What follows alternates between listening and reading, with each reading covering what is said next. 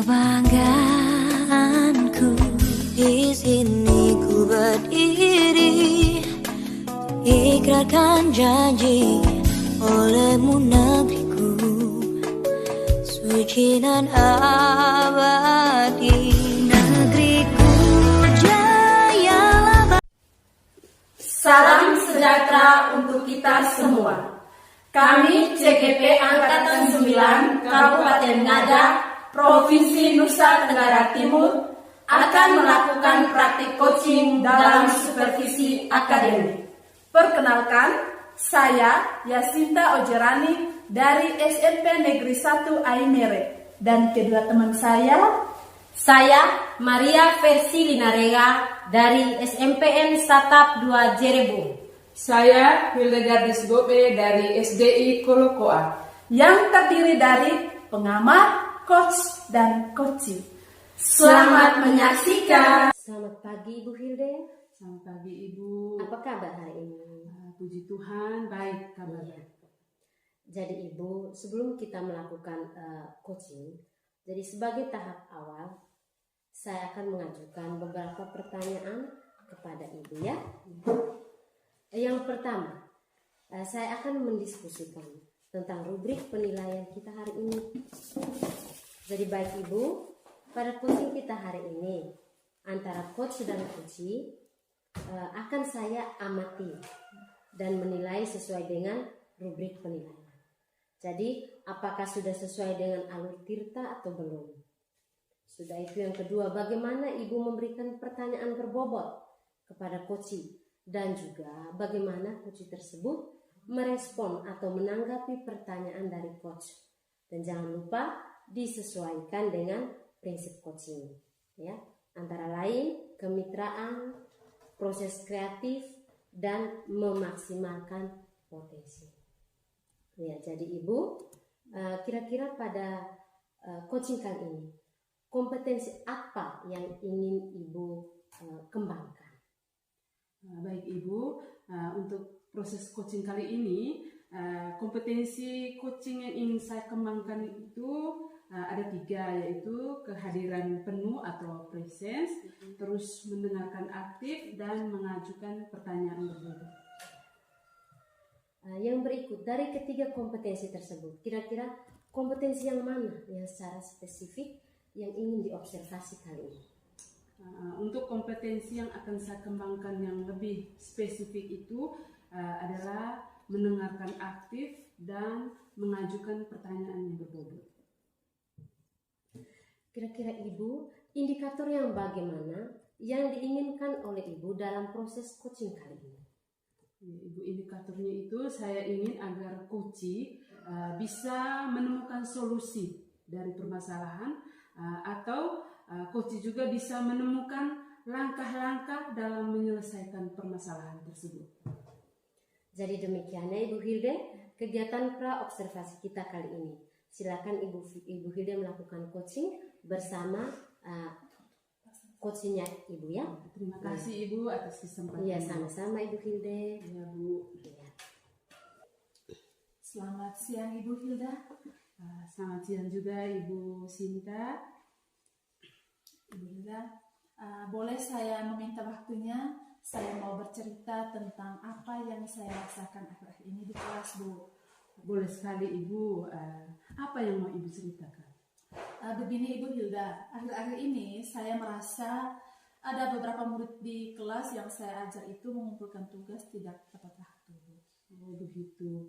Jadi Ibu Sinta merasa terganggu sekali dengan beberapa murid yang tidak mengumpulkan tugas tepat waktu. Baik Ibu, jadi Ibu sudah menyampaikan tujuan Ibu sehubungan dengan tujuan tersebut dari level 1 sampai level 10. Kira-kira sekarang Ibu Sinta berada di level yang keberapa? Ya, berdasarkan permasalahan tersebut, saya merasa masih berada pada level 6, Bu. Baik, sejauh ini kira-kira cara apa yang telah Ibu lakukan untuk mengatasi hal tersebut? Terus dari skala 1 sampai 10, yang Ibu harapkan itu Ibu mau berada di level yang keberapa? Ya, Sejauh ini saya sudah mengingatkan mereka untuk tentang keyakinan kelas kami, yakni disiplin positif untuk mengumpulkan tugas. Tetapi tetap saja mereka mengulanginya lagi. Namun di sini saya mau berusaha untuk berada pada level ke-8. Iya, baik Ibu Sinta. Nah, sekarang apa yang Ibu harapkan dari diskusi kita hari ini? Ibu, saya berharap solusi atas permasalahan tentang kebiasaan beberapa murid yang mengumpulkan tugas tidak tepat waktu. Begitu. Jadi menurut Ibu Sinta, hal apa saja yang membuat siswa itu tidak mengumpulkan tugas tepat waktu? Ibu, ini kalau saya ingat kembali itu hal yang menyebabkan murid saya tidak mengumpulkan tugas tepat waktu. Yang pertama itu mungkin tugas yang saya berikan itu Ibu untuk semua murid itu sama, baik dari jumlah soal maupun tingkat kesulitannya. Itu yang pertama, Bu. Kemudian yang kedua, mungkin saya tidak memberikan kesempatan kepada murid untuk menghasilkan tugas mereka sesuai dengan bakat dan minat mereka masing-masing. Oh, begitu Ibu. Kira-kira apa saja yang Ibu lakukan, yang bisa Ibu lakukan sehingga bisa membuat murid-murid Ibu itu tepat waktu dalam mengumpulkan tugas? Ya baik Ibu, menurut saya murid-murid mereka itu pasti menginginkan tugas yang sesuai dengan tingkat kemampuan mereka. Dan mungkin hasilnya juga sesuai dengan bakat dan minat mereka. Baik Ibu, saya sepakat sekali dengan pendapat Ibu Sinta. Jadi sekarang apa rencana Ibu untuk menyelesaikan masalah ini? Yang pertama Ibu, mungkin saya akan membuat tugas sesuai dengan tingkat kemampuan murid saya. Kemudian juga yang kedua, setiap kali memberikan tugas Ibu, saya akan menyampaikan untuk boleh menghasilkan tugas sesuai dengan bakat dan minat mereka. Mungkin ada yang berupa gambar, tulisan, video, ataupun pantun dan puisi. Bagus sekali ya. Jadi kira-kira kapan Ibu mau melakukan rencana ini?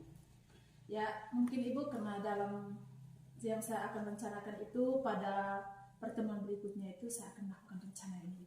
Iya Ibu, baik. Mudah-mudahan rencana Ibu ini berhasil untuk mengatasi permasalahan yang saat ini Ibu hadapi. Selanjutnya, apa komitmen Ibu terhadap rencana ini?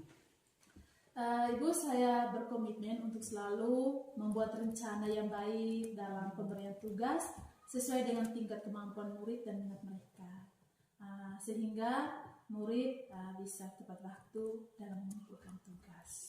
Baik. Nah sekarang siapa yang dapat membantu Ibu untuk menjaga komitmen tersebut?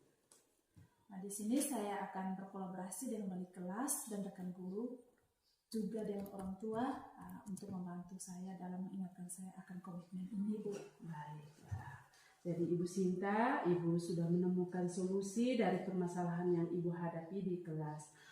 Semoga kedepannya itu bisa berjalan sesuai dengan apa yang sudah Ibu rencanakan. Terima kasih Bu Hilda karena sudah membantu saya untuk sama-sama menemukan solusi ini. Sama-sama Ibu Yasinta. Selamat siang Ibu Hilda. Siang juga Ibu. Ya, Ibu Hilde tadi sudah melakukan coaching bersama dengan Ibu Sinta ya. Ya, puji Tuhan sudah Ibu. Iya. Jadi sebelum penutupan saya akan menanyakan beberapa pertanyaan untuk Ibu terkait dengan pasca observasi ya. Jadi apa saja yang sudah Ibu lakukan pada saat coaching terkait indikator ketercapaian yang diinginkan? Ya, baik Ibu, sejauh ini saya sudah melakukan proses coaching dengan menerapkan alur tirta. Alur tirta tersebut meliputi tujuan, identifikasi, rencana aksi, dan tanggung jawab. Sehingga alur tirta tersebut bisa menggali coaching untuk menceritakan masalah-masalah yang dihadapi dan menemukan solusinya. Jadi Ibu Hilde, saya sudah mengamati proses coaching tadi dengan alur tirta dan semuanya sudah berjalan dengan baik ya. Ibu Hilde, kira-kira kompetensi apa lagi yang ingin dikembangkan oleh Ibu Hilde berdasarkan hasil coaching yang barusan dilakukan? Ya, baik Ibu, saya ingin mengembangkan kompetensi yang pertama itu kehadiran penuh, terus saya juga ingin melakukan latihan yang lebih intensif lagi dalam mendengarkan aktif dan merumuskan pertanyaan yang berbobot. Itu adalah langkah yang baik ya Ibu Hilde ya. Jadi saya akan mencatat hasil observasi ini ke dalam lembar supervisi akademik. Dan yang terakhir Ibu, apa yang Ibu peroleh dari proses coaching tadi? Baik Ibu, dari proses coaching tadi saya merasa lebih memahami kompetensi saya dan juga saya perlu berkembang lebih baik lagi ke depan. Ibu, terima kasih banyak atas bimbingan dan umpan balik dari Ibu. Iya, sama-sama Ibu Hilde. Semoga semuanya bermanfaat untuk kita ya. Terima kasih. Selamat pagi Ibu Hilde. Selamat pagi Bu. Iya. Terima kasih, kami telah melakukan praktik coaching dalam supervisi akademik. Semoga dapat bermanfaat bagi rekan guru di mana saja berada. Salam guru penggerak, Tergerak, bergerak, menggerakkan. Suci nan abadi